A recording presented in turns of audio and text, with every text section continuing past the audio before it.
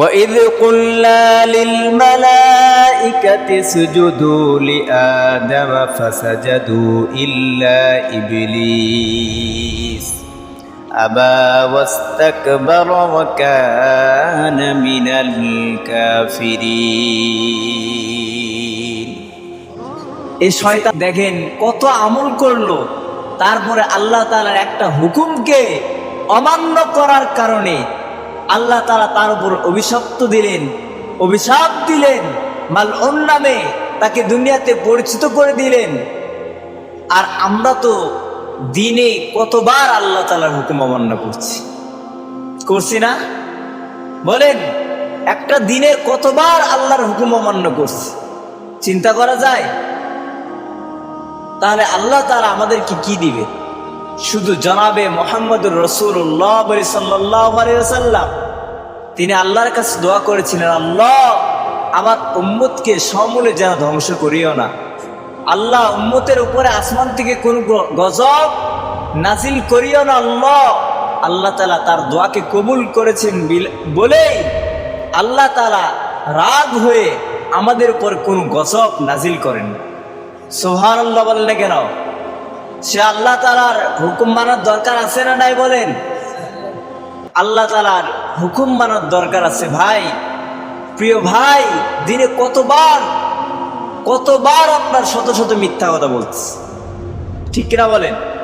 কিন্তু কথা বলার আগে যদি একটু কথাটার ওজন কি হবে, কথাটা আমি সত্য বলতেছি না মিথ্যা বলতেছি, এটা যদি একটু যাচাই করে বলতাম, বলেন তো আমাদের কোনো মিথ্যা কথা আসবে? একটু যাচাই করলে কোনো মিথ্যা কথা আসবে না। আমরা যদি একটু যাচাই করে আমাদের রিজিকটা ভক্ষণ করতাম, আমি হালাল জিনিস খাইতেছি না হারাম জিনিস খাইতেছি, একটু যাচাই করে, মনে হয় না আমরা কোনো হারাম খাইতে পারতাম। প্রিয় উপস্থিতি, আল্লাহ তাআলার হুকুম আমাদেরকে মানতেই হবে।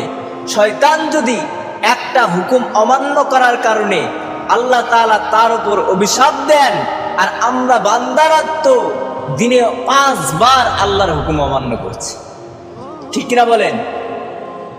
দিনে 5 বার আল্লাহর হুকুম অমান্য করছে। এই হায়াতে জিন্দেগির মধ্যে কতবার অমান্য হয়ে গিয়েছে, চিন্তা করেছেন? সুতরাং প্রিয় উপস্থিতি, আসুন আল্লাহ তাআলার হুকুমগুলোকে যথাযথভাবে পালন করি। আল্লাহ তাআলার বান্দা হিসাবে তিনি আমাদের গোলাম বানিয়েছেন, তিনি আমাদেরকে গোলাম বানিয়েছেন। আমরা গোলাম। মুনিবের হুকুম পালনার্থে অন্তত দিনে 5 বার আল্লাহ তাআলার কুদরতি পায়ে সিজদা দেই, আল্লাহর হুকুমগুলো পালন করি। আল্লাহ তাআলা হয়তো এইগুলো আমলের বিনিময়ে আল্লাহ তাআলা ভালোবাসা দিবেন, আমাদেরকে ক্ষমা করে দিবেন। আল্লাহ তাআলা আমাদেরকে ক্ষমা করে দিতে চায়। আমাদেরকে কি করে দিতে চায় বলেন? সব সময় ক্ষমা করতে চাই, কিন্তু আমরা ক্ষমা নিতে পারি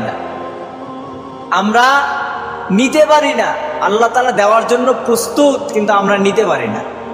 প্রিয় উপস্থিতি, আসুন আমরা সর্বদা আল্লাহ তাআলার হুকুমকে পালন করি, আল্লাহ তাআলার যথাযথ বিধানগুলোকে জীবনে, সমাজে, সর্ব জায়গায় আমরা বাস্তবায়ন করার চেষ্টা করি। আল্লাহ তাআলা সবাইকে তৌফিক দান করুন, আল্লাহুম্মা আমিন।